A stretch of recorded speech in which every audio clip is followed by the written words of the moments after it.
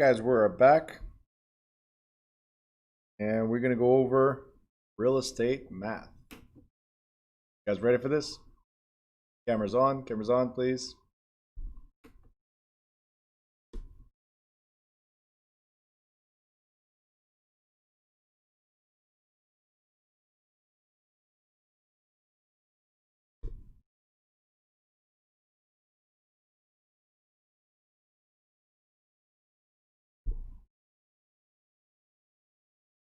Sure your cameras are on, come back.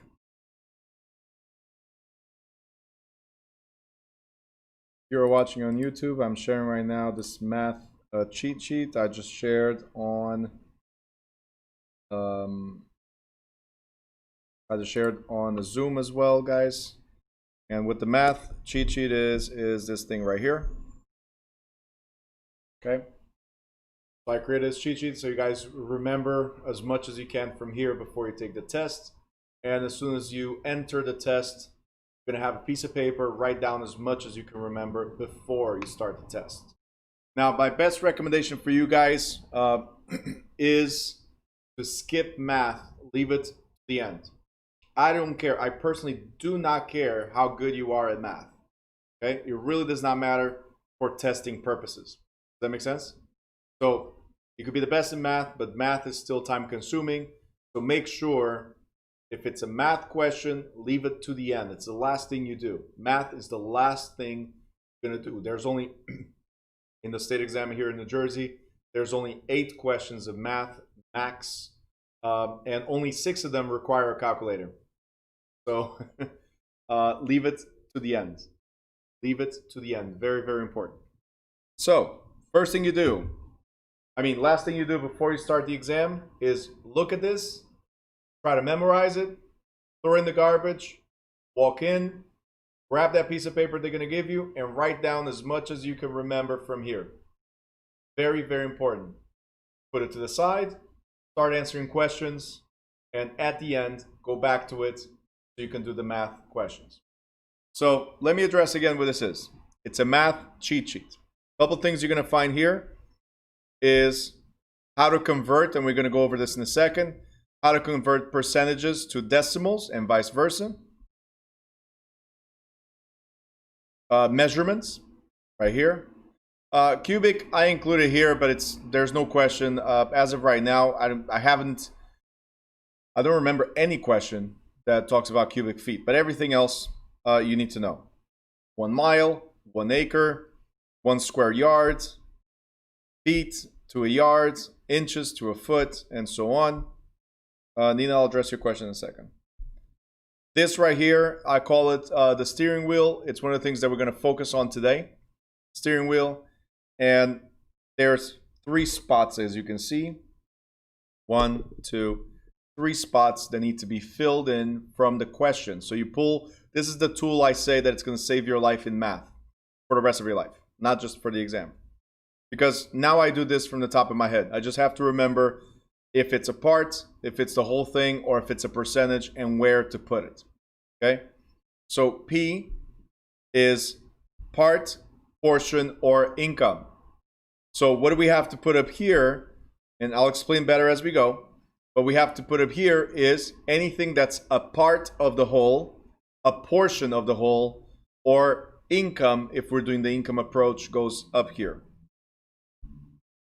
This, again, is the tool that's going to wipe out all the formulas. You just need to know where to place it, and then the formula comes right after. I'll show you in a second. B, which is what goes in the bottom left, is the base, the value, or the whole of the question. So 100% usually. So if we're looking at what is my percentage of the commission, then the total commission value would go here. And the rate or percentages goes right here. So the cheat sheet tells you exactly how to fill in the blanks. Anything that's rate, percentage, or interest goes in the bottom right. So rate, percentage, or interest goes in the bottom right. On the bottom left is always value or whole. Okay? And on top, again, it's always the slice, the part or portion. Okay. again, I'm going to show this to you guys again in a little bit, okay? On the right-hand side, we have area. And area, in this case, is a rectangular area or a square, which is also a rectangle, right? It's calculated with this simple formula. Width times length equals area. And there's variations of the formula. Area divided by width equals length. Area divided by length equals width. So I took the concept, which I learned. I did not know. I learned this to be able to teach this class. I learned this concept right here, and I created my own for area. Why? Because the steering wheel has 3 elements, and area has 3 elements. Steering wheel, whatever's at the bottom, you multiply, right? Whatever's on top divides by the bottom. In this case, again, I'm going to explain all this again in a little bit. But in this case, if the numbers are outside, that's why we need to draw the area. If the numbers are outside, we multiply. If they're asking you area, they give you area and they give you width, all you have to do is divide the inside number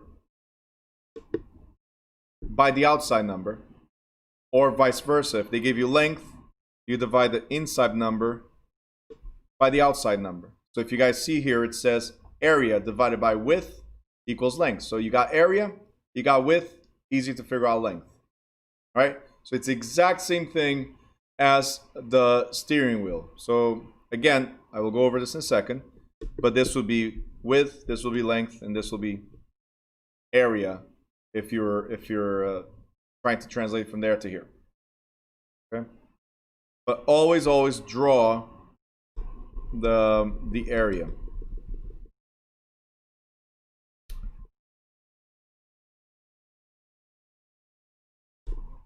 All right, Olga, I just see you there, and congratulations.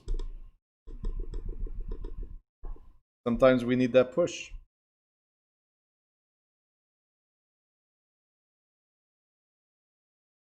I just got a message from somebody, oh, I just got let go from my job, so now I need to focus on this. Sometimes it's what it is. Sometimes you need that push, right? Nidia says, yep. Listen, almost 16 years ago, that's how I got into real estate, 16 years ago. I always wanted to get into real estate, but there was a point that I was wondering why people were talking about real estate. But always wanted to get into real estate, always wondered about real estate and being independent and meaning not working for other people. But it took me being laid off, right? I actually fired, everybody else got laid off, right? They had to find something to fire me. But this was after, in that particular year, I got separated in the beginning of the year. I got into a car accident 4 months later. Could not walk for 3 months, went back to work, and got fired in that same year. So sometimes that's what we need. In order to succeed, you need something to push us in the right direction. Okay? So that's why we created New Direction. Change in your life. That's what it is. Elena says, I'm trying to quit my job to do this. All right, so if anybody's watching on YouTube Live and you are an employer for Elena, ... I'm not going to say the last name. She's trying to quit the job, just letting you know. She's laughing. I'm not going to say last name, okay? So don't worry. I'm not. Did you just leave? Just left. All because I said, oh. No, she was working. She was jumping in and out. That's why. Anyway, so Olga, I'm waiting for you. I'm ready for you whenever you are. So pass by if you want. Elena is back. All right, cool. So during the 30 seconds that you were out, we talked a little bit about you, okay? I was giving your name, social security, your address, and where you work to all YouTube Live users. All right, real quick, let's go back to this. So, I know. So, we talked about rectangles. So it's a square or rectangle, they're the same. And now talking about triangles. Notice that the formula is a little different. We have height, we have base, and we have area. What I did,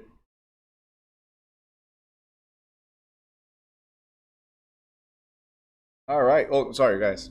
Olga goes, I got COVID in March, filed for divorce in April, lost the house I was buying in August, and now my job. 2020 is winning. No, you are.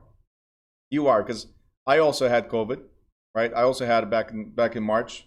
Couldn't teach, right? Besides everything being stopped, I couldn't teach. I almost died. I'm here.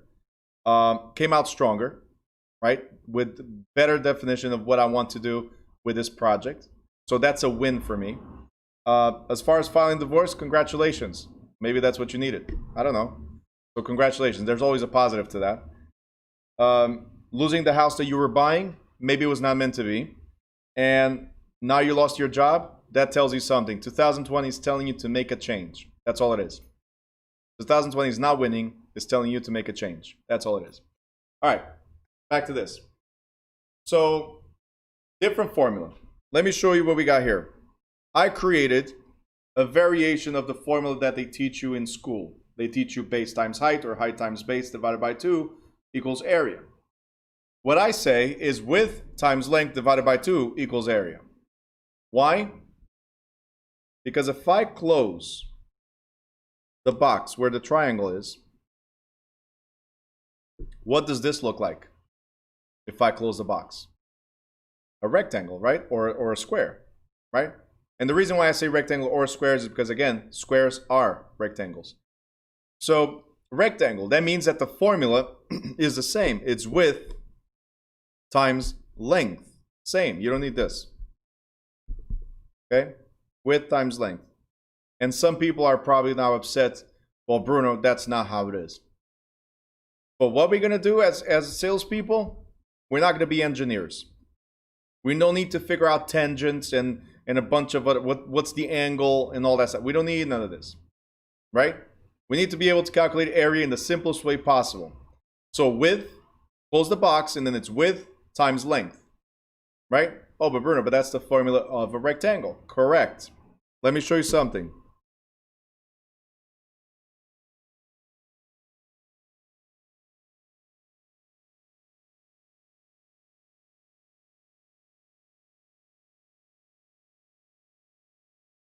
If I make now a single line down here, that's how we calculate height usually.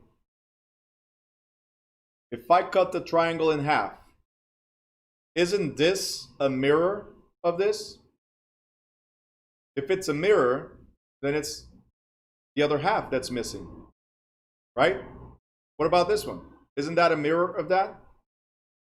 That means that the triangle is literally, like, it's literally half of a square. So all we have to do is, again, close the box. We have width times length and just divide it by 2. A triangle is half of a square, and whatever way you do it. Let me do a crazy triangle here. Like the other one, it's obvious. Let me do this one.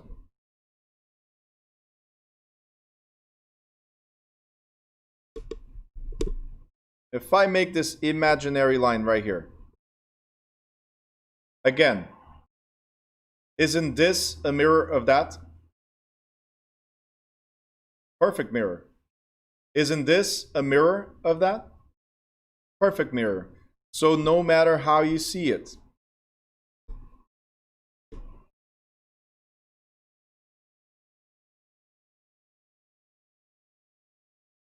no matter how you see it, I'm sorry, not perfect, but no matter how you see it, this is always half.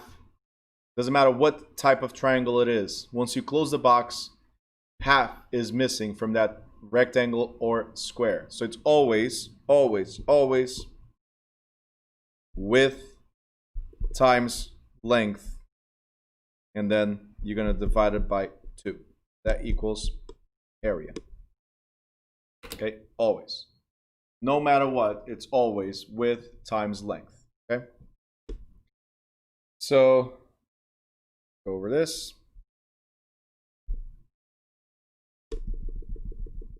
I'm going to clear this. Everybody has the cheat sheet, right? If not, it's in the student portal. I gave you the link in the Zoom, and I put the link here on YouTube. So if anybody's watching right now, besides Olga, if anybody else is watching, you have the link right there.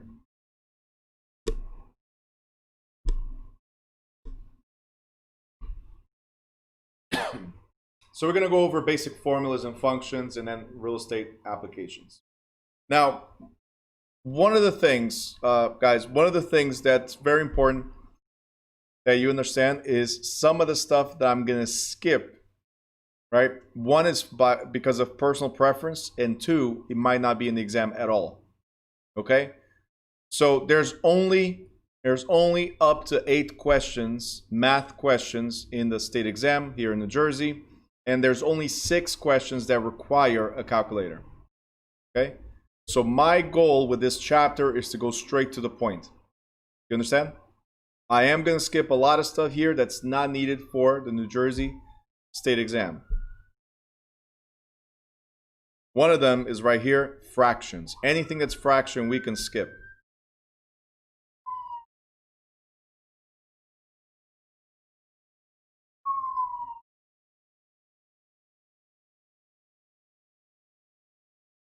I want you to go to the second page of that chapter, and we have converting decimals and percentages. That you're going to need. And you know why you're going to need it? Because your calculator is going to give you all the results in decimals. So for instance, let's say I have my commission was $6,000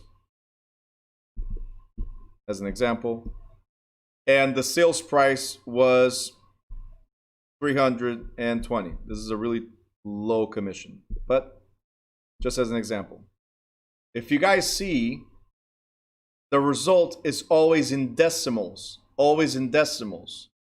So if I ask you, if the question is, what percentage does that represent? Right? If $6,000 was your commission, how much you got paid, what percentage does that represent from the sales price? Okay? So you need to be able to convert this into percentages. Okay? So we're going to go back here. And in the book, it gives you one way to do it, which is if you have a decimal number, just multiply by 100 and it gets you the percentage. The reverse is obvious as well. If you have a percentage, divide by 100 gives you a decimal. That's one way of doing it. I'm going to tell you how I was taught when I was a little kid.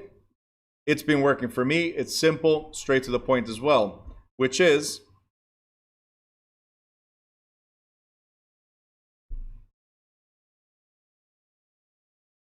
right here. 100% equals 1, right? Because if you have 100% of something, you got the whole pie. Think about a pizza pie, right? This is 100%, the pizza pie, right? If I cut a slice of 6%, this is my commission as an example, how much is left of the pie? 94.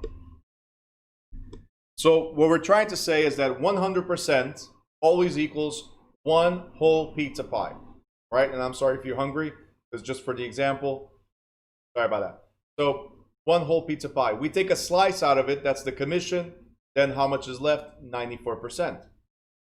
So if 100 equals 1, then 50% equals half or 0.5. 150% equals 1.5. But let me show you something, a cool trick that will help you. Every time you see 100% or you see percentage, all you have to do is drop the percent sign. remove the percent sign. And you're going to move 2 to the left and put a dot right there.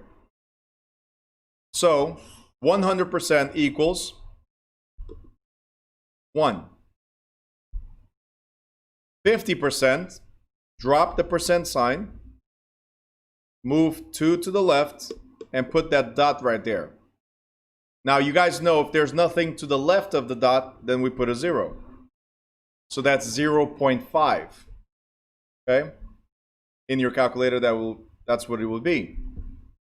150%.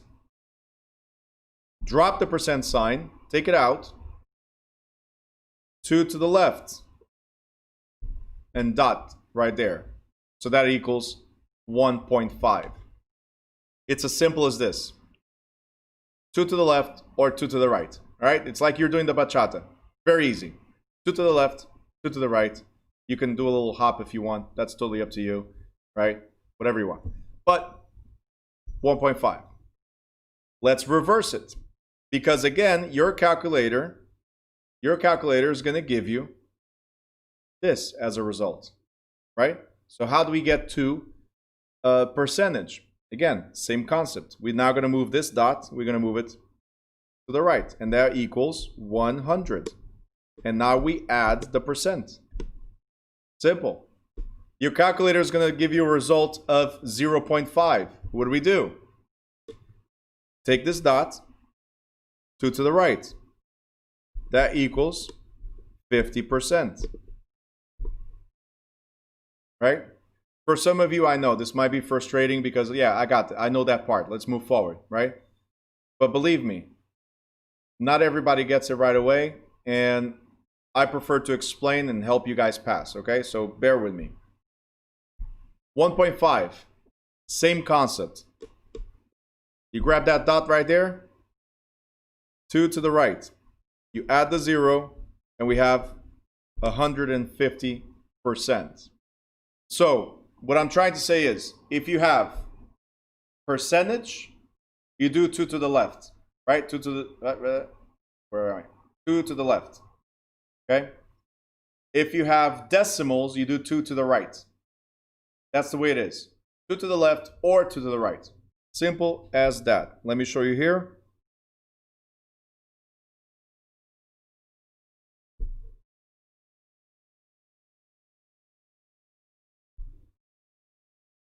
And I want you guys to do this for me. If I have 0.473, that's what shows in the calculator. 4.73.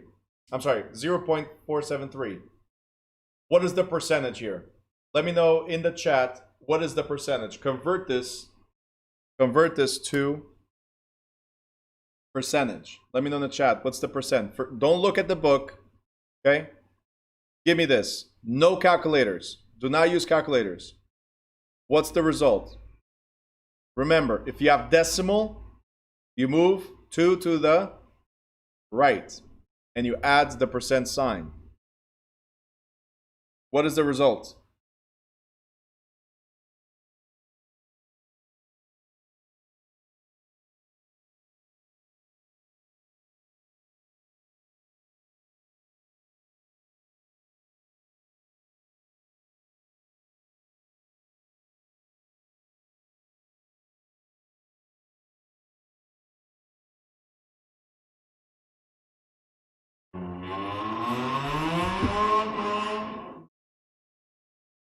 What is the result?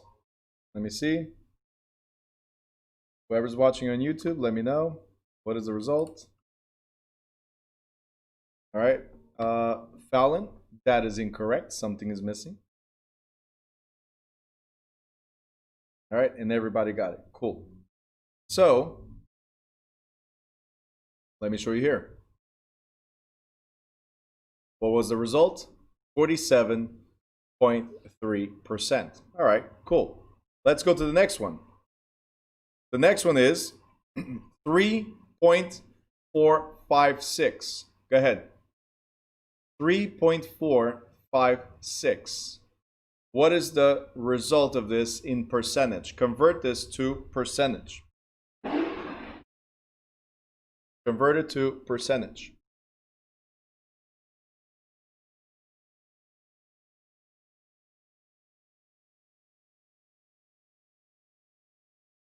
3.456 converted to percentage.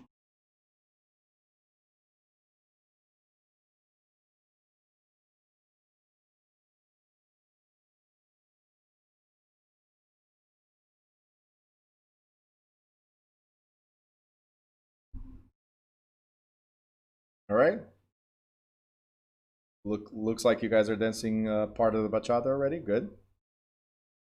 The answer is 345.6. Very good. Next one. 0.0042. So 0.0042. Convert this to percentage. Again, the reason why I focus on this is because your calculator will always give you these results. You need to be able to transform this into percentage to give the answers.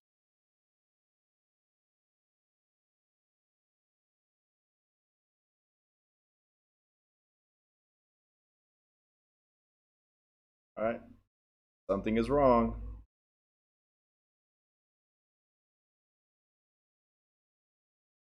Don't forget, 2 to the left or 2 to the right. 2 spots only to the left or 2 spots only to the right. Percentage is percent. So per every 100. 2 to the left or 2 to the right.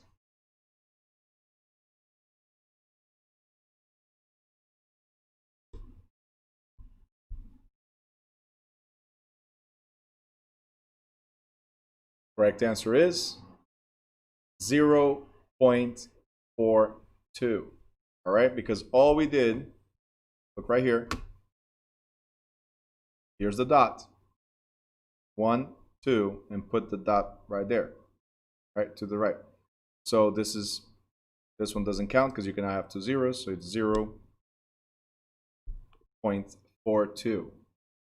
Okay, so that's less than 0.5%. All right. These examples here, by the way, this is going to be your homework. So for you to practice at home, I'm going to skip them. And now we're going to go, you have a percent, convert to a decimal. The way they have is divide by 100, like the way they had was multiply by 100. Totally up to you if you want to do that. I think dancing is a little bit better, right? So they gave the same example. We got 47.3%. Guys, convert this to decimals without looking at the book, please. Convert this to decimals. 47.3%. What is this in decimals? Now, most calculators have a percentage sign, so you can just calculate the percentage right there and then. But again, I recommend you get used to transforming this into decimals or from decimals. 47.3%, guys. Come on. It's 2 to the left or 2 to the right.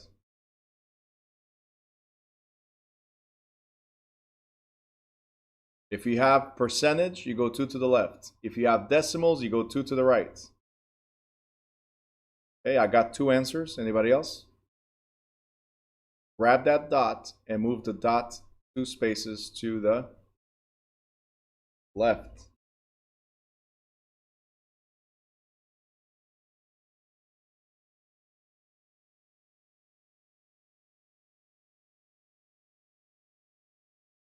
Nidia, where's your whiteboard? Still waiting. Today would be a perfect day for a whiteboard.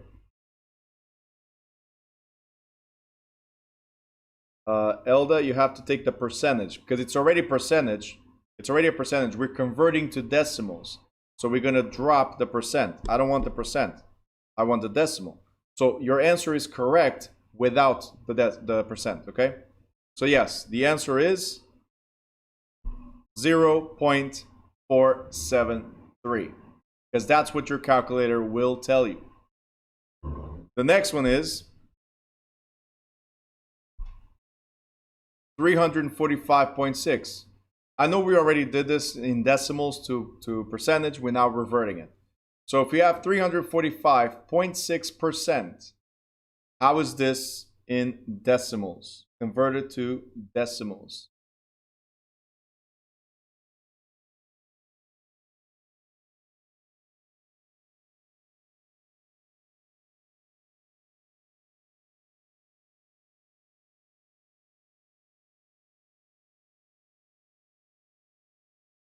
Convert it to decimals. All right, and very good. I see your answers. Very good. The answer is 3.456. Because all we did was drop the percent and move that dot 1, 2. Boom. 3.456. Could not get any easier than this. Easiest thing. 2 to the left or 2 to the right. It's 3.456. Only 2 spaces to the left. All right, we're going to skip fractions. I don't do fractions.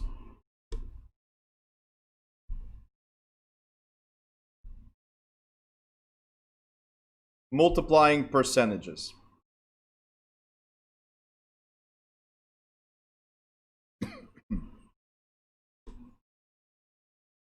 So, sorry. I have a whole bunch of things here, formulas and whatever.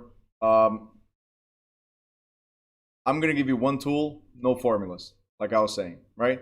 So in this case, they want to know what's 33% of 400. That's their question.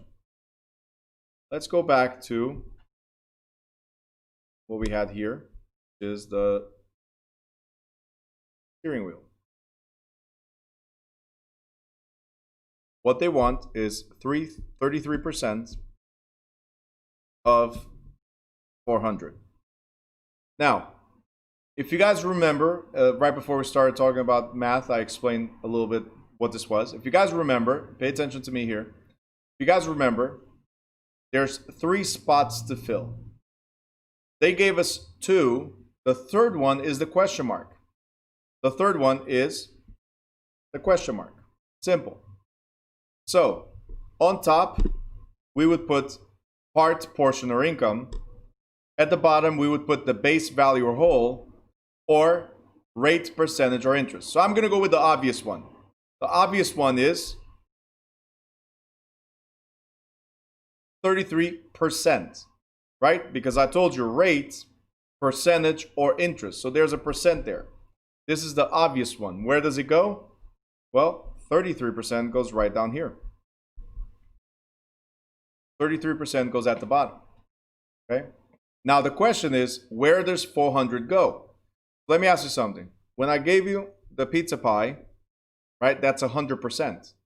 So the pizza pie is 400, correct? And we're trying to figure out what's 33% of that. So we're trying to figure out a part or a portion, correct? Right, let's think about the logic. The whole thing is 400. We're trying to figure out 33% of it. So the question here is, what is that 33%? So what is the part or portion? It's equal to what, right? That means that the whole value of it is 400. And 400 would be the base value or the whole thing. So that goes at the bottom. I'm going to show you how perfect the steering wheel is. Ready? If the numbers are at the bottom, what do? Multiply.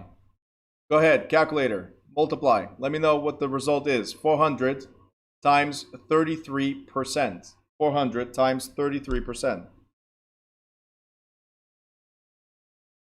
Once you get this, you'll never, ever, ever have to remember simple formulas.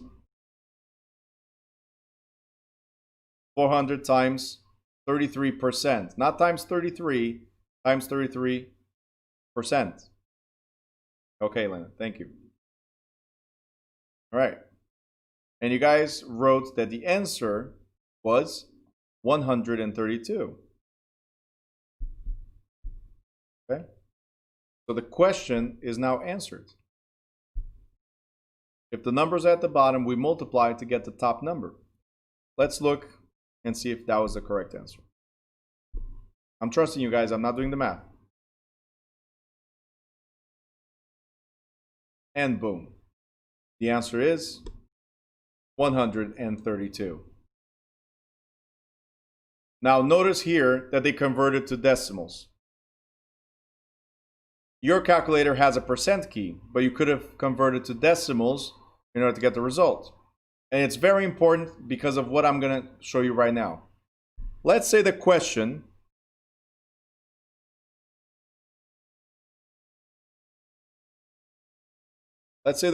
was, I'm going to put it here on the whiteboard.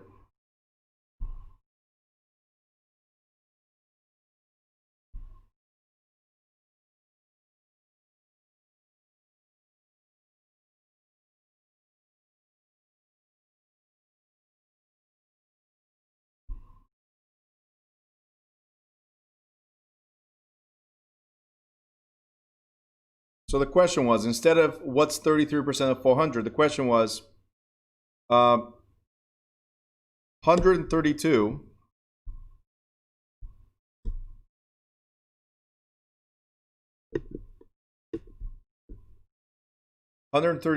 is the commission that you received. All right, and of course it's really low numbers, but it's just as an example. 132 is the commission that you received. Okay, so that's commission.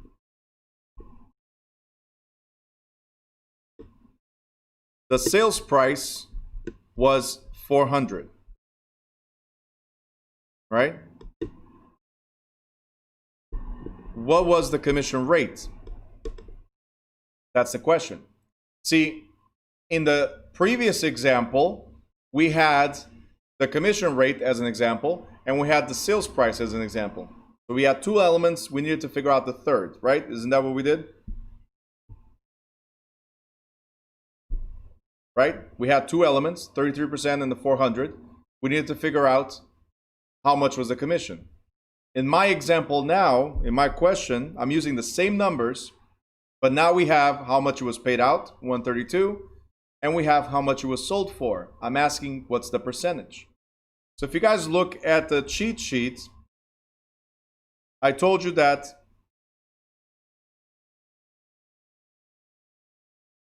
Ruth, you're welcome. I also shared here on YouTube. Did you see the link? You scroll up in the chat, it should be there. If not, I'll send it to you again. So if you guys look at the numbers that we were giving, we have 132 is a part or portion of the 400, right? Where does that go? Does it go on top, bottom left, or bottom right? Where does it go? It goes on top. So if it's a part or a portion, it goes here, 132. The other number we have is the whole value of it. The whole value, or the base of the question, goes right here, 400. And what we're trying to figure out is, isn't that the question? The percentage? Right. So we filled in two of the blanks to figure out the third blank.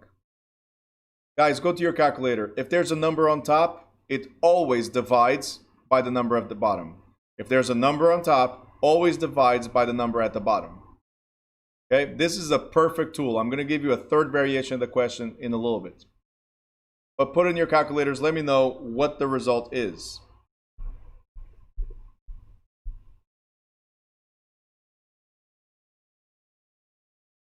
$132 divided by 400. What's your result?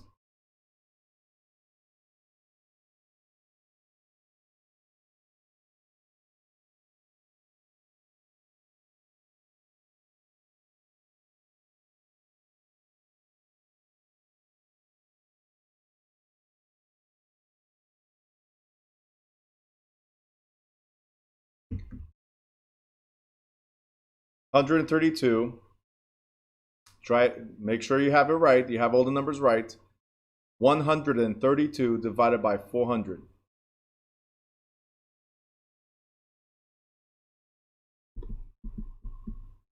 $132 divided by 400. It's 0.33. Okay. Now, as I said, the calculator gives you 0.33. If they're asking you what percentage is it, we need to convert this decimal into percentage. So what do? We're going to grab that dot right there, 1, 2 to the right, and we add the percent sign. So this equals 33%. That's the answer, 33%. Thumbs up. You guys good so far?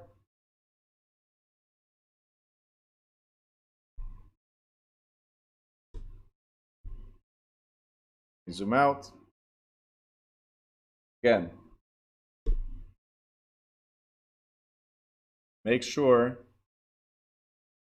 you're putting it right in your calculator. 132 divided by 400 equals 0.33. 0.33. Okay? If you want to convert it to decimal, two options: multiply by 100, or again, move to the right and add the percent sign. It gives you the answer. So if you guys put in your calculator real quick, just to show you, if I multiply by 100, it's 33. So that's 33%. Now, what if the question was, let's take this out. This is the third variation of the question.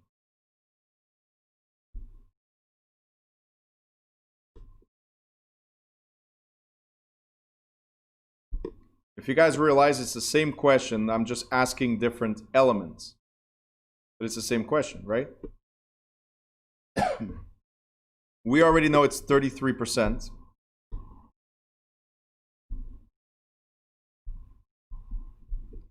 Right? What if they're asking, hey, you received $132 in commission, right? Which represents 33% of the sales price. What is the sales price? Again, same question, right? The difference is, what are they asking? Now, we already have the 33%. We know it's 33% or 0.33, whatever way you want to do it, right? They're asking, what was the sales price? That's this blank right here. Calculators, divide the top number by the bottom number. So in your calculator, you're going to put 132 divided by 33%, or 132 divided by 0.33, whatever you prefer. Okay? Let me know what the answer is.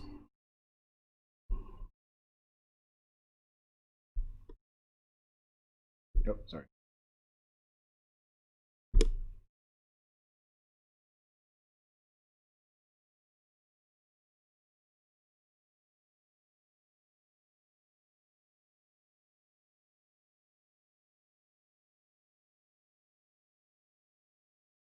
Don't forget, if you're watching on YouTube, you can also participate. All right, and the answer is 400, correct. So let's do this here. 132 divided by 0.33, 400, or 132 divided by 33%, 400. Either way, it works. The biggest challenge that I've found over the years, the biggest challenge that people have, I've found this over the years, is knowing when to multiply or when to divide. So this calculator, this tool helps you figure out what to put into the calculator. Because again, if you know how to fill in the blanks, right? If you know how to fill in the blanks, then you know when to divide or when to multiply. That's it. Okay? You know when to divide or when to multiply. It does not help you in the actual calculation because you still need to do either by hand, right? Or so manual, or you put in your calculator to figure out the answer. But again, it facilitates in knowing when to divide or when to multiply. Those are the key things about the steering wheel. Okay? Good? Right.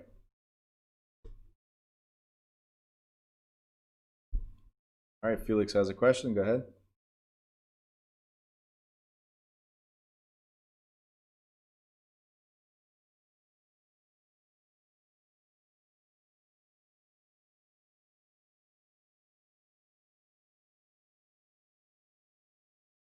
What is your question?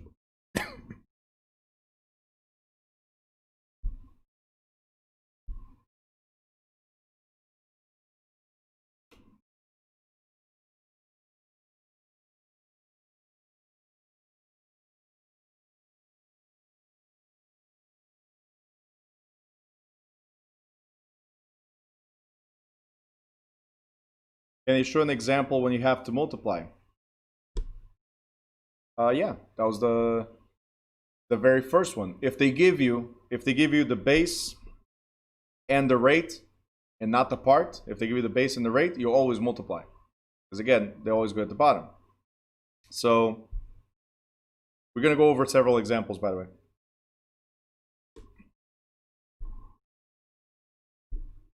So the example that they gave you here in the book,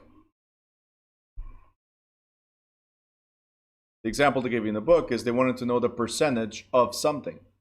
Every time you want to know the percentage of something, you need to multiply. So whether you did 0.33 or you did 33%, it does not matter. You have to multiply because you're trying to figure out the percentage of something. All right, but we're going to have more examples. I'm going to skip area for now.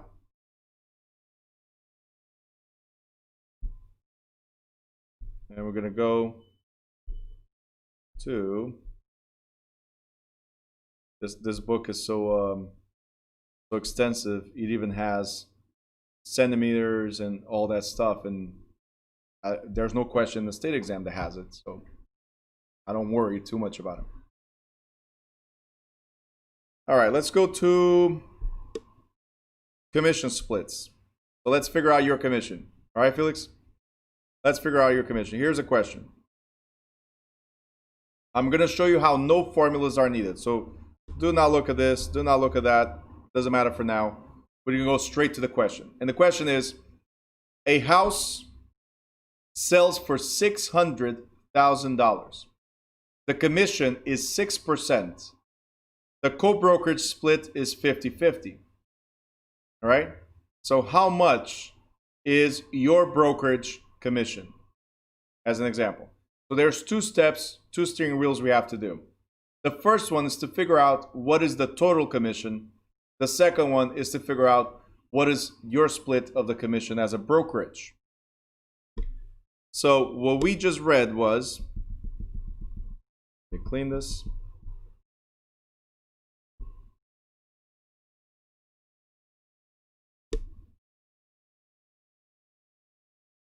What we just read was sales price equals 600,000. Okay. Commission rate equals 6%, right?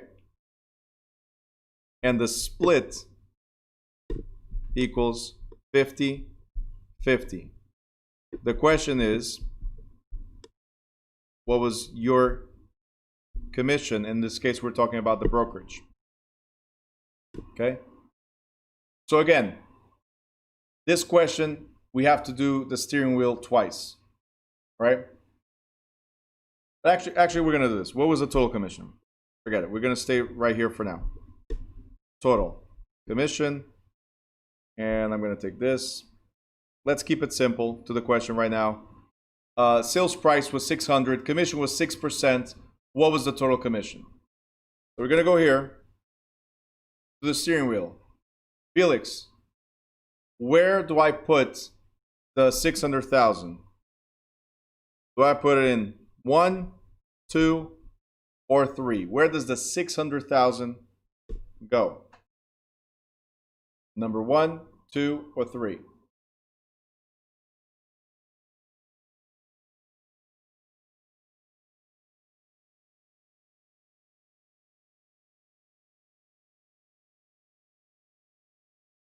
See, that's incorrect, right? Because a commission is a portion of the whole value, right? So on top is only portion. Bottom is value or rate. Let's go back to this. On top is only part, portion, or income. Number 1. Bottom is base, value, or whole. That's number 2. Or rate, percentage, or interest. That's number 3. Okay? So, I didn't ask where the portion goes. I asked you where the 600,000 go. Where does the 600,000 go? It goes in number 1, number 2, or number 3. Sales price. Okay. I'm seeing your answers. Just asking Felix real quick.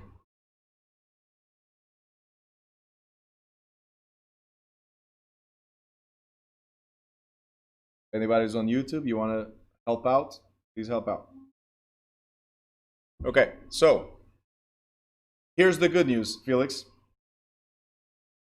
The good news is that this can go whether on the left or on the right. It doesn't matter. But, number 2, okay? The base of the question, the value of the house, always goes right here. Always. Bottom left is the base of the question. Bottom left is the base of the question. Bottom right, the bottom right over there, bottom right. Right rate, RR, right rate. So 6% goes here, or 0.06 if you're converting to decimals. We're trying to figure out the commission. And the commission, let me go here.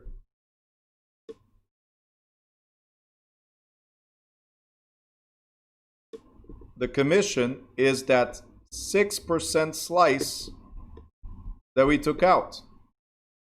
You got it? The commission is 6% slice that we took out. The commission is not 100%. 100% is the $600,000 that it's sold for. But we're taking a slice, a part, a portion. So this is part or portion. So it goes always on top. So commission rate is at the bottom. Commission value is always on top. So we're trying to figure out the top number. So everybody, because the numbers are at the bottom, what do? Multiply. So go ahead. What was the commission? What was the commission on $600,000? Your 6% commission on $600,000.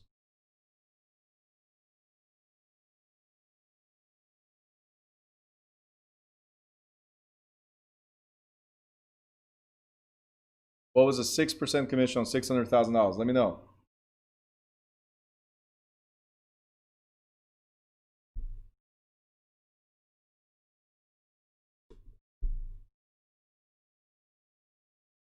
$36,000. That was the commission that was paid out in this sale. All right. Now the commission paid out in the sale, guys. The commission paid out in the sale is not the commission you receive. Perfect, Ruth. Perfect. So the commission paid out in the sale is not the total commission that you receive, because the commission in the example that we were looking at is split 50-50. In this case, it's easy because it's split 50-50. Then your broker gets $18,000, their broker gets $18,000. That's the easy one. But we already know commission 6% was $36,000. So that is correct. You got it? $36,000. Now, what if your commission split, I'm sorry, with your broker, your commission split with your broker is 60-40. Your commission split with your broker is 60-40. 60% being the agent, so agent, and 40% being the broker. If the commission split is 60-40, then if I'm asking, wait, before you guys answer, if I'm asking you, let's say state exam question, I'm asking you, what was the broker's commission? Then the number we need to use is the 40%, right? If I'm asking what was the agent's commission, then the number we need to use is the 60%. Right? So let's pay attention to what I'm going to ask. Okay, ready? This is the total commission. 36,000 was the total commission.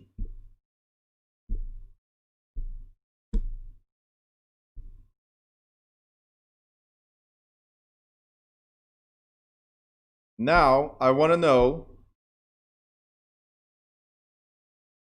what is the agent's commission.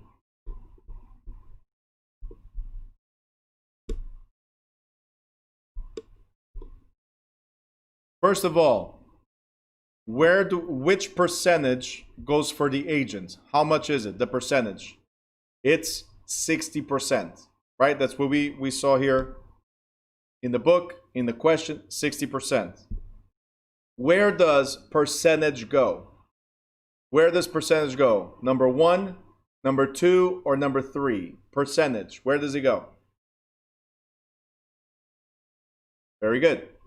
So, we know that we need to figure out how much 60% is, or 0.60 if we convert to decimals, right? So 60%. Now, my question is, what number are we going to use next? We have total commission, right? We have total commission. Where does that go? $36,000. Where does it go? Number 1 or number 2? $36,000. Because we're trying to figure out what's our portion, think about it, because we're trying to figure out what's our portion, P is on top. So that's what we're trying to figure out. Portion is on top. That means that the total commission is now transferred to here. And the reason why I'm doing this is because I understand the confusion, right? I understand the confusion. Well, if here it was a part, then there it should be a part. No. See, 36,000 was a slice of the whole pie. Correct? 36,000 here was a slice of the whole pie. Now what I'm asking is, we figured out how much we took out, which was 36,000. Right? But my cut of the 36,000 is 60% of it. I'm taking a cut here. The broker keeps 40. I keep 60. You guys understand? So here, we needed to figure out what the 6% was. The slice from the whole thing. Now, there's a new whole value, which is the total commission, and we need to figure out our slice. So that's why 36,000 becomes the base of the question, of the second step in the question. To figure out, oh, I'm sorry, guys. You're right. You're right. Because we did the 50-50 split. My bad. Thank you. My bad. I forgot we did this the 50-50 split from the 18,000. Yes.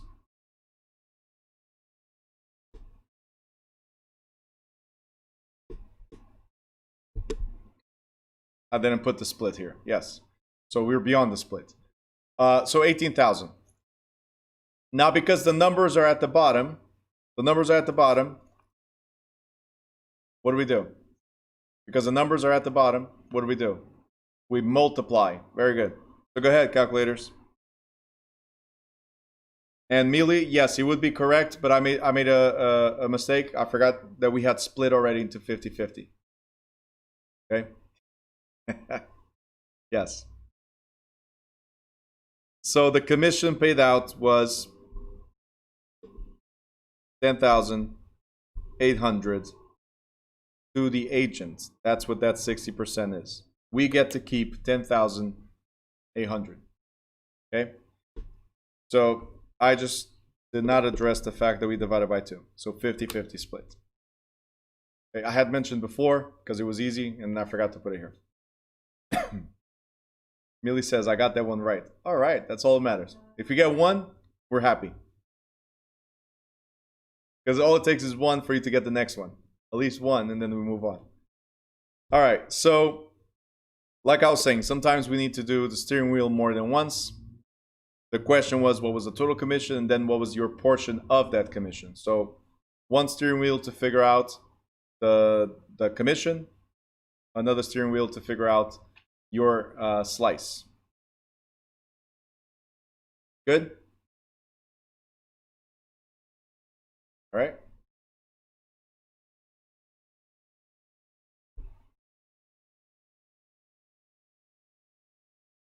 So here we go. After the split between brokerages, you get 60%, which is 10,800. Your broker gets 7,200 in the split.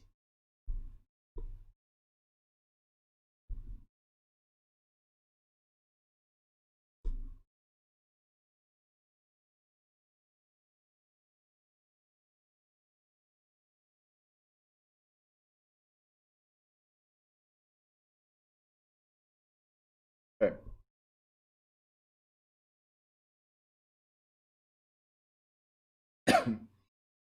Net income. In chapter 16, we talked about income approach. And the formula for income approach is NOI divided by cap rate equals value. NOI divided by cap rate equals value. So, do we need to remember the formula? No. There's only one thing you need to remember. Is that it's net income. It's not gross income, it's net income. That's the only thing you need to remember. Because everything else, let me show you.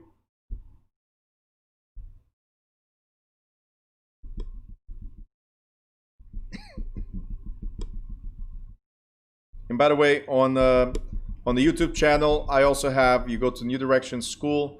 In the YouTube channel, I also have a video to help calculate, to figure out NOIs and a few other things. So the income approach is there. Just search for income approach, and I explain what I'm going to explain now.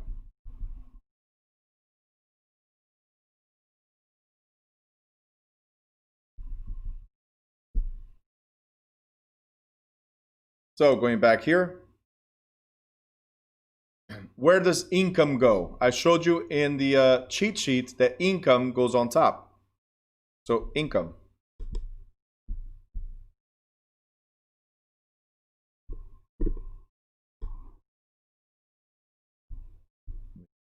The pen. Okay, so income is here on top, right? The thing is, it's not all the income, it's the NOI, net operating income, goes on top. And again, value or base of everything is at the bottom, and rate, in this case is cap rate, goes at the bottom, right? So value, base of the question, and rate is always at the bottom. Now, why is income on top? We'll go back to the slice.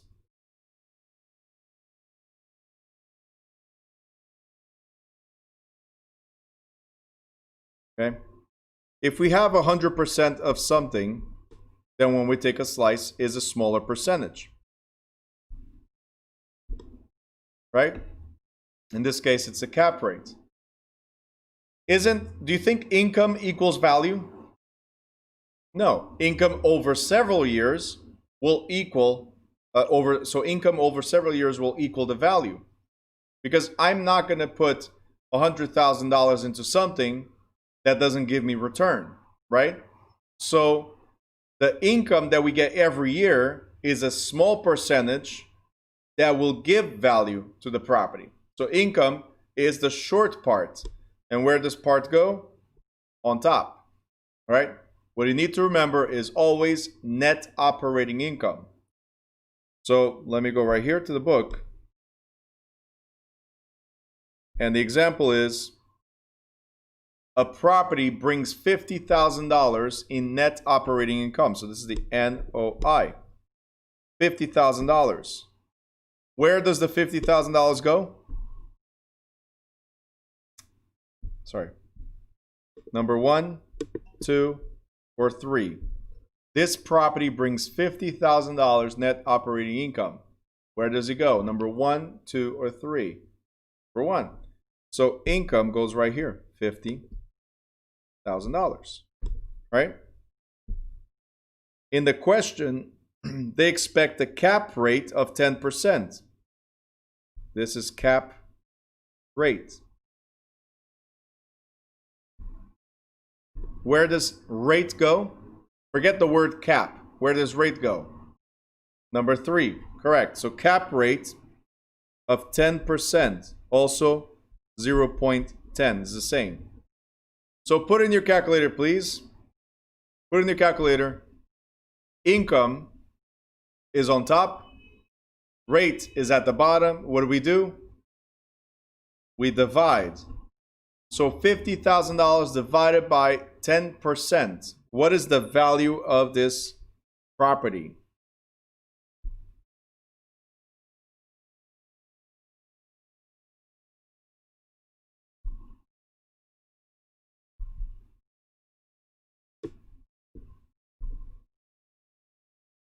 Calculators? Good. 500,000. So, sorry. So the 500, perfect. 500, because it's top number divided by the bottom number. Top number, 50,000 divided by 10%, or 0.10. So this property that brings $50,000 every year, small part, right? $50,000 every year, over time is going to give us a return. Therefore, it's worth $500,000 today.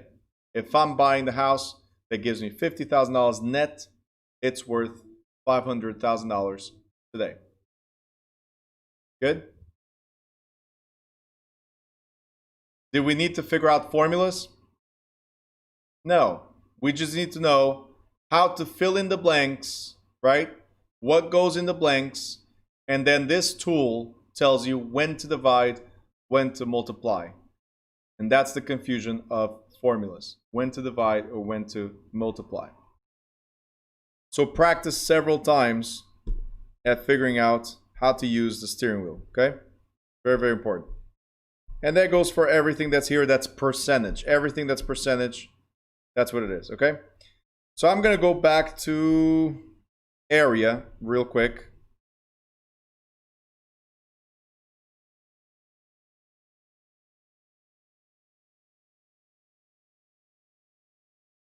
And here they have base time height. I mean, whatever works for you. Width times length.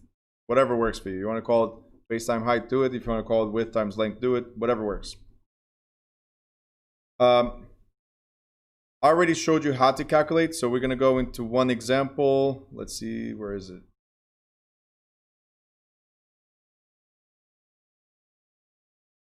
Okay, this example. It's 3 feet by 3 feet, right?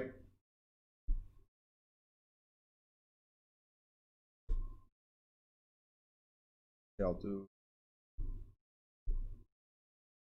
All right, I will not use theirs. We're gonna do our own. We're gonna erase this, and I'm gonna tell you that a lot has half an acre. Okay, that's the area. The lot has half an acre. It's the area. Every time you see square feet or acres, it's area. And then I'm going to tell you that the width equals 80 feet. How deep is it? Or what's the length? How deep is it? the first thing we need to do, guys, very, very important, is draw the area that they're describing. And we said that the lot is half an acre. And they said that the width is 80 feet. What I want to point out is that the width is always the first number given, right? And then the other two can vary, but it's width, and then length is the second number. So this is first, second, and this is third, the third number, the inside number. All right? So in this case, area is the result of 1 times 2. If you guys remember the cheat sheets here. If the numbers are outside of it, you multiply. If the numbers are inside, you divide. Okay? So in this example, this is what we have. So because one number is inside and the other number is outside, we're going to have to divide in order to figure out the third number. We're going to have to divide. But before you guys go anywhere, area is always represented in square feet. So one other thing that needs to change here is translate acreage into square feet. So you need to know how much 1 acre is. Let's go over here. And 1 acre equals 4,3,5,6,0 square feet. All right? There's a couple of ways you can remember this. My favorite one was taught to me by one of my students years ago, and that's how they taught her daughter in class. And it was very simple. We have 4 squirrels. We have 4 squirrels, and they're going in an acorn car. They're going down Route 35, and they're going at 60 miles an hour. Okay?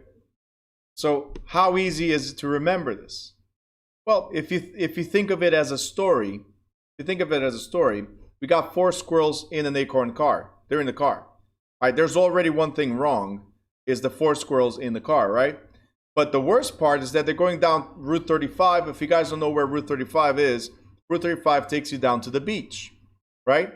Now they're trying to get to the beach, and look, they're going under the speed limit because getting caught by the cops is not wise when you're a squirrel, right?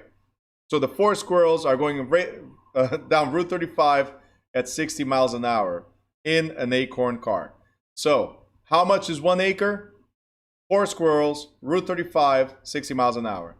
43560. So that's one way to remember. Okay? The other way, I don't like as much what some teachers teach out there, which is, the other way is remembering,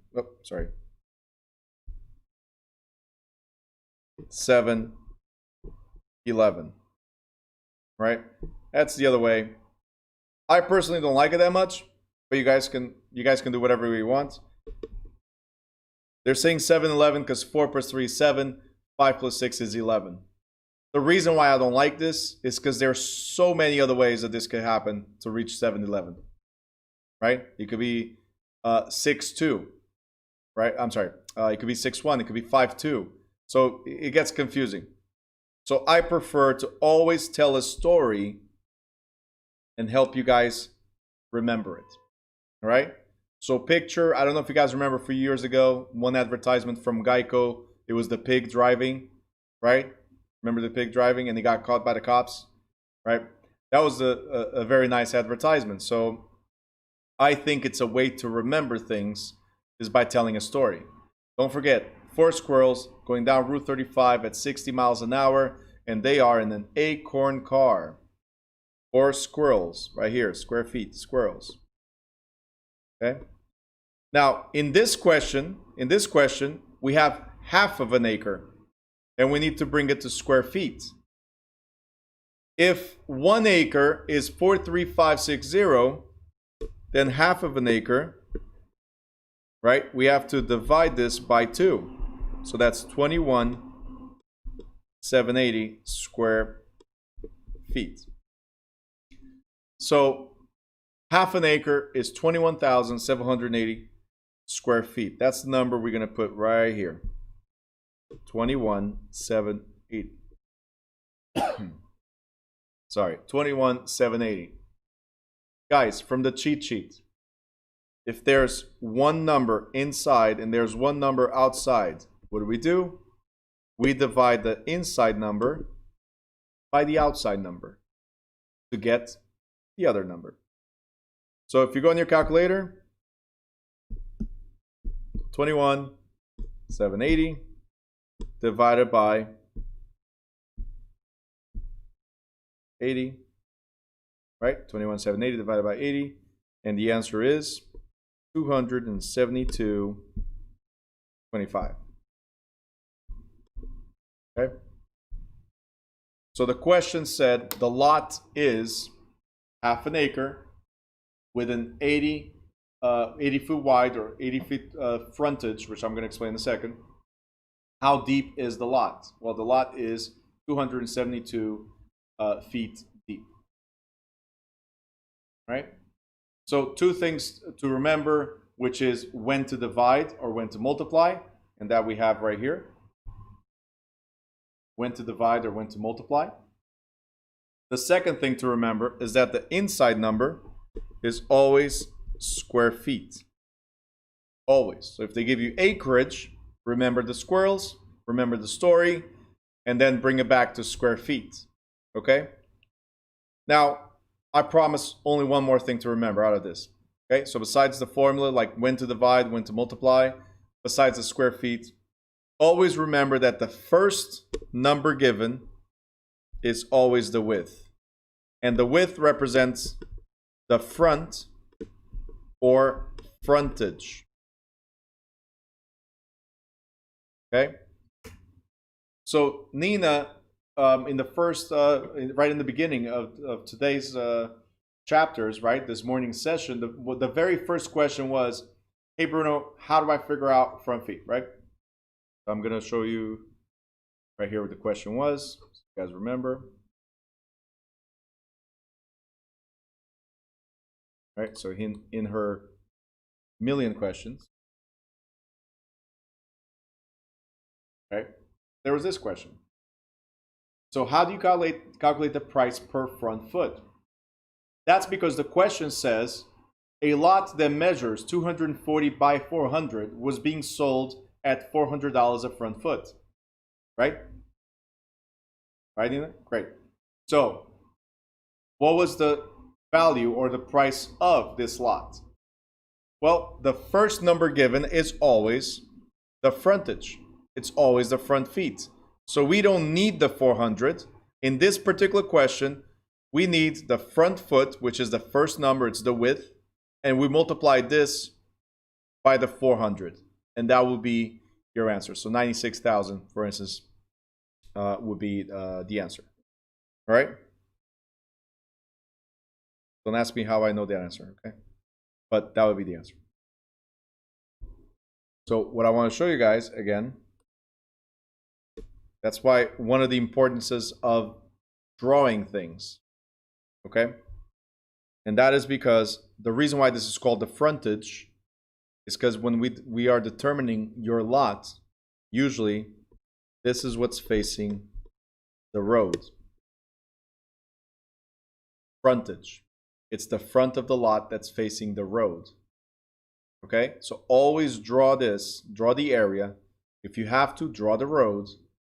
And you'll know that the first number is always the width or the front or frontage. They mean exactly the same. The second number is always the length or the depth of it. How deep is it? Second number is always the length or the depth of it.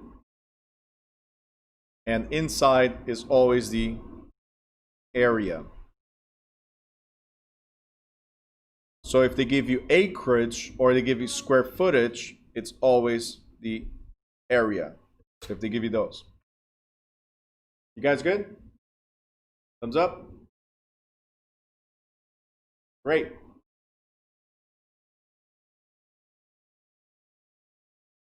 All right. So I'm going to do one more, and then the rest is on you. And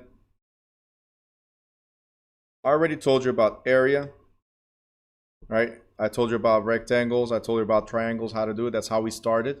So now we're going to go over a quick irregular lot. Irregular lot. And in this lot, we have 6 feet, 16 feet, 20 feet. What is, that's the question, the total area? Now, this could be a question in the state exam. They present something irregular, right? And they ask you what's the total area. The first thing you need to do when it comes to irregular shapes is to turn them into regular shapes. So what do we need to do? The first thing we need to do is slice. Right there. That's the first thing you need to do, is slice into 2 known shapes. What are the 2 known shapes? Well, now I have a rectangle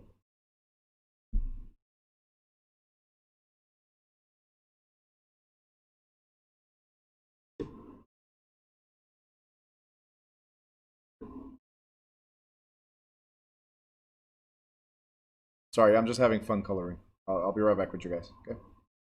This is like the snake game. There you go.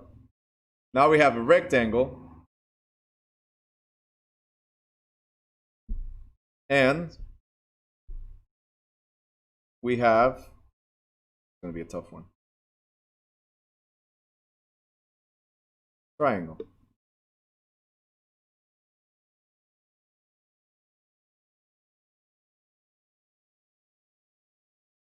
Right?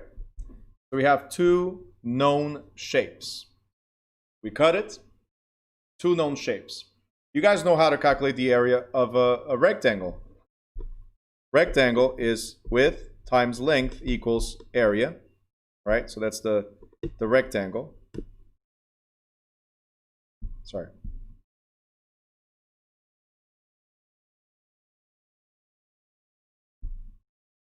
Where the triangle is width times length divided by 2 equals area.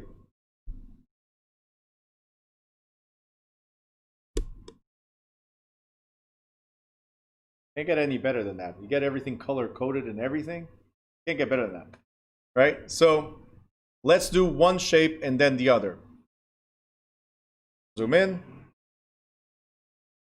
Forget the triangle. I know some of you are already trying to get the answer. Let's go step by step, please. So the first thing we're going to do is figure out what's the area that this rectangle has, right?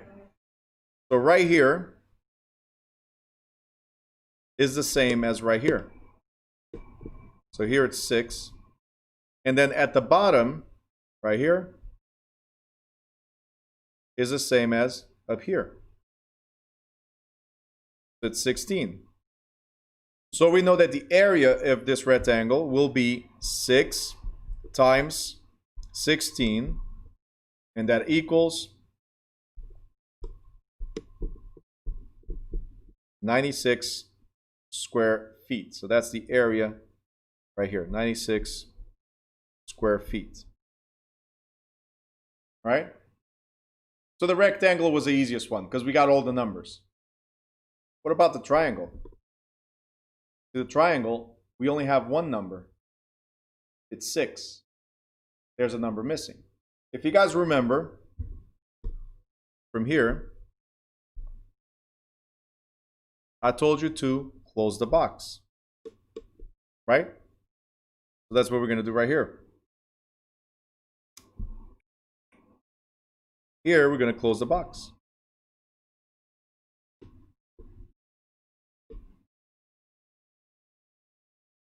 So closing the box, if you guys look at it, right? If you guys look at it, I'm going to take this out of here.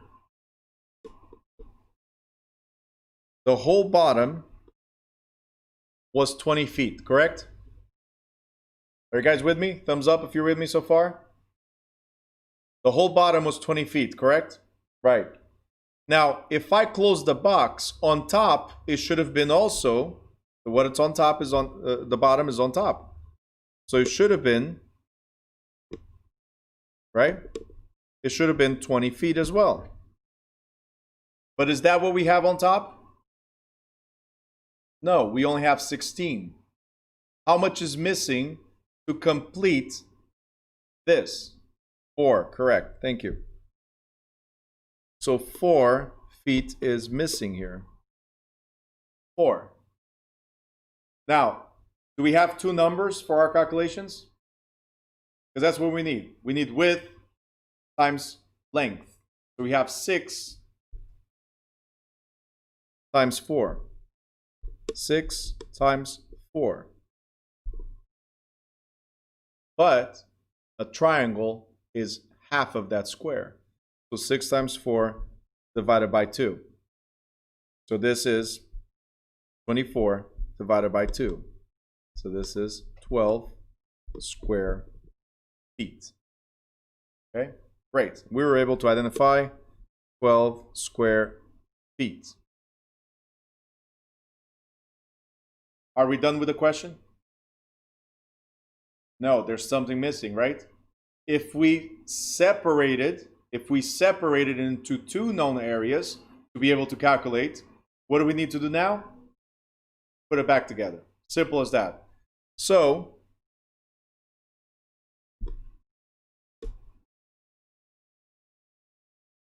the total area is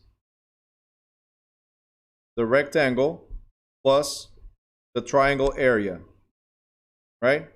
So this is 96 plus 12. What is the total area for this room, for instance? 108 square feet.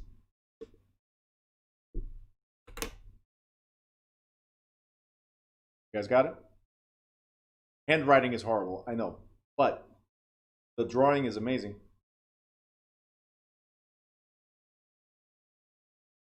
All right, let me know if you have any questions. If it was good. If you have questions here, why we got to something or not another, let me know in the chat. If you're on YouTube, you can also ask questions.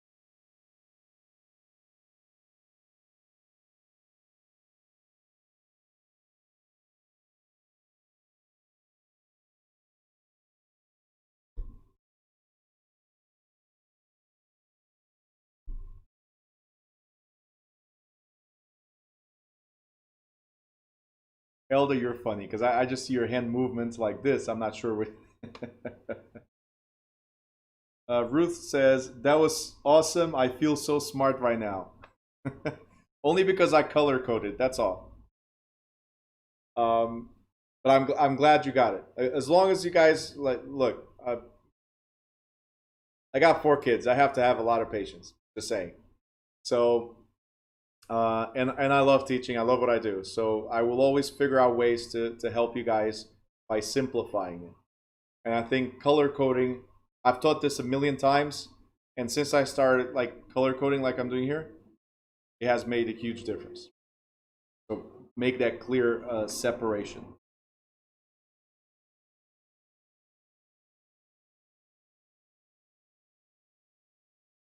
All right, does anybody have any question, anything you'd like to address before I kick you guys out of this Zoom session? Any other question? Let me know. Got 3 seconds to ask a question. Just Amy, I don't know what you were saying. Were you talking to me?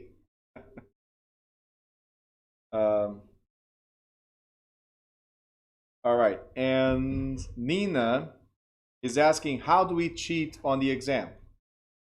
Oh, no, that's not the question. The question is, what happens with the cheat sheet for online exams? So they don't let you bring the cheat sheet with you. They ask you to destroy it. So if you're doing online, they're gonna ask you to scan the room. So you have to show what's on top of the table, bottom of the table, look to the ceiling, to the floor, to every single corner, like a full 360, horizontal and vertical 360 of your room. So you cannot have the cheat sheet with you. That's why I said the last thing you do before you get into an exam is look at the cheat sheet and try to memorize as much as you remember from this. Try to memorize as much as you remember. It's the only time that I ask you guys to memorize something. Everything else you should have full understanding of what it is. Okay? This is the only time I ask you. Try to remember as much as you can from here. Okay? Still a free screen. Try to remember as much as you can from this cheat sheet. If you are on YouTube, again, I shared with you guys as well on YouTube. But this cheat sheet will help you a lot. Try to remember as much as you can. Now, Nina, as soon as you sit down, they allow you to have a piece of paper. They allow you to have a piece of paper with you. Unfortunately, you're going to have to show to whoever's on the other side of the camera, show that it's a blank sheet of paper on both sides, right? This is blank. But blank sheet of paper on both sides. You have to. They allow you to use it. They allow you to have a pencil. Cannot be a pen. Has to be a pencil for you to write down. If you're doing math, it's normal. The calculator, they allow the one on the screen. So when you start the online session, just like if you were at the location, they allow you to use the calculator that's on the screen within the app that they provide to you. Okay? You cannot use your own computer calculator. You cannot use any other apps while you're on that session. Okay? So that's why I keep on saying, try to memorize as much as you can. As soon as you sit down, blank piece of paper, you show it to them, and then you write down whatever you remember, because that's okay. Okay, you write down whatever you remember. It's your notes. Any other questions? School exams, the same thing. You cannot use the cheat sheet. Look, I treat the school exam just like the state exam. So you cannot use the cheat sheet. You can only use a blank piece of paper, a pencil, and a plain old simple calculator, like the simplest calculator you can find. You cannot have a scientific calculator. You cannot use your phone at all, okay, in the school exam, nor the state exam. No scientific calculators, no phone, and no mortgage calculator. Cannot do it. You guys got it? Cheapest calculator you can find works. Go to the Dollar Tree. It's like $1 plus tax. That's it. All right? Any other questions?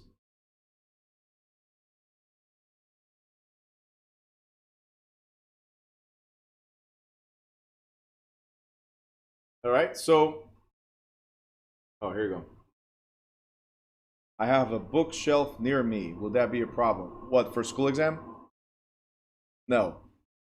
For a state exam, they're going to have you scan the room, like I said. And if they have a problem with it, they'll tell you, please remove this or remove that. Like, for instance, I have 4 boards on my in my office, because I did the test just to see, the online test just to see how it would be for you guys, right?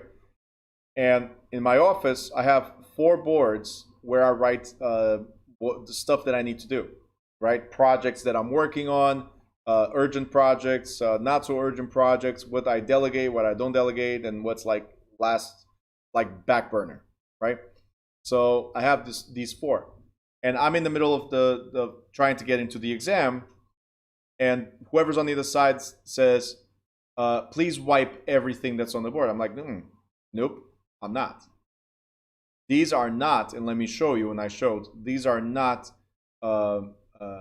cheat sheets. These are notes. These are tasks. So I had to show exactly what I had there, and maybe they'll do that with you as well, Amy.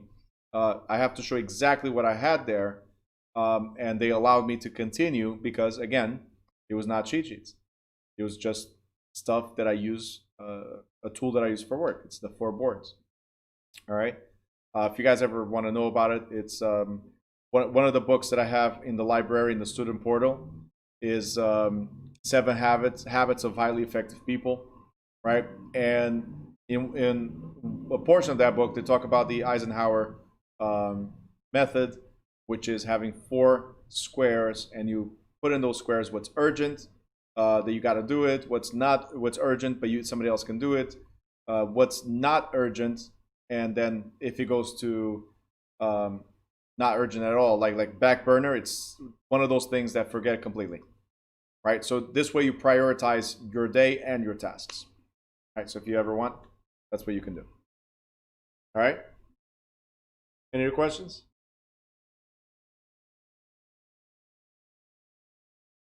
Cool. So if there's no questions, guys, just want to let you know I will send out today a link for you guys to register for the exam on Saturday. Okay, so it's going to go out today. There's going to be more people from the previous classes joining in for the exam as well. That's just for the Zoom session. During the Zoom session, I will give you links for those of you that use a PC, so Windows-based. It will be easy. You just click on it and join right away. Those of you that use Mac, I'm going to have to send you a separate link during the Zoom session for you to be able to take the exam. All right? But 10 a.m., we're going to start the exam. Make sure Saturday, 10 a.m., you are ready. Nina is asking, if we pass the exam, can we sign up for the state exam right away? What's going to happen is, as soon as you pass, I'll receive a confirmation of you passing, right? Even though I'm going to be here watching you guys, I'll receive a confirmation. After I'm done with everybody's exams, so by 2, what I'll do is those that passed, hopefully everybody, those that pass, I will upload into PSI exams, which is where you can sign up for the state exam. Once you receive an email saying, hey, congratulations, you're now eligible to take the state exam, then you click, register, and boom. That's it. But first, I need to upload it, and I'll do as soon as everybody completes. Okay? Very easy. So yes, same day you can sign up for it. And you can take the exam on a Sunday too, if it's online. If it's online. So if you want to take the very next day, I highly recommend do it as soon as possible, if available.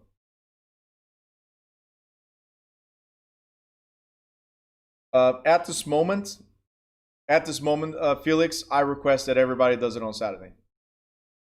If there's a very good reason, like something that stops you from being able to take on Saturday, then on the 14th, I have another Saturday exam in the morning. Okay, but there has to be a really good reason for you not to take the exam. Telling me I'm not ready is not an option. And I'll tell you this because no time for preparation, Felix. You've been preparing since chapter 1. What do you mean preparation? Chapter 1. That's it. So, all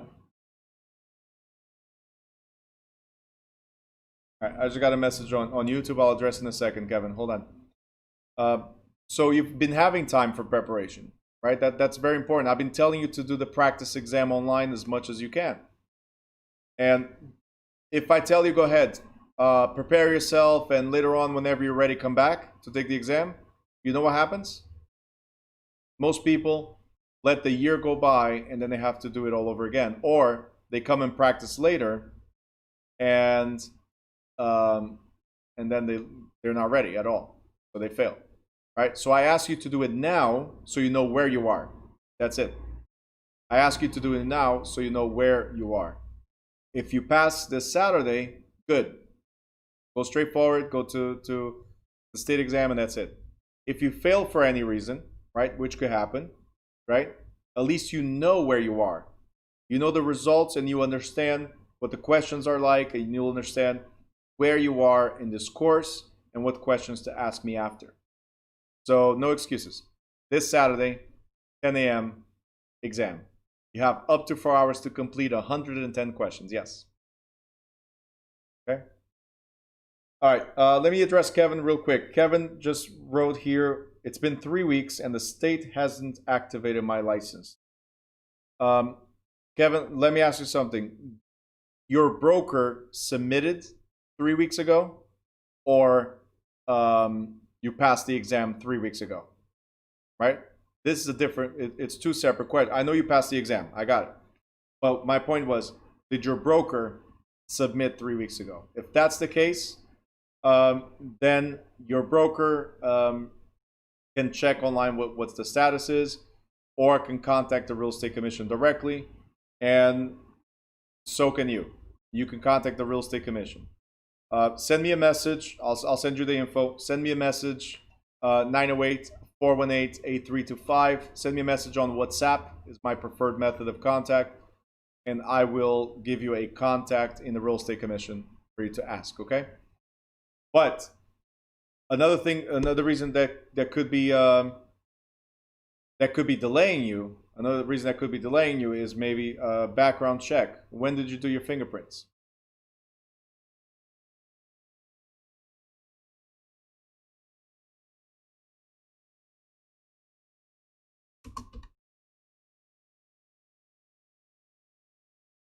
Kevin, when did you do your fingerprints? Did you do it after? You did it a month ago? All right. So one of the things it could have been is they were waiting on your fingerprints, your background check. So as soon as they match that, then they might move forward. Anyway, but it should be almost activated. Mine took a month and a half because I did the fingerprinting after taking the exam years ago, right? So don't stress so much about it. This is why I recommend people to do it right away. And then it also depends how much of a criminal you are. Mine, like I said, took a month and a half. So I had an extensive rap sheet for them to review. I'm just kidding. But anyway, it's up to them. Okay? Don't stress about it. If you want, reach out to me. I'll give you a contact there. And you can follow up with them. All right, guys? So with that being said, we're done with today's session, with the morning session altogether. I'll see you testing on Saturday. And if you guys want to join the evening classes, you can at 5:30. We will be back, okay? Thank you guys. Have a good one.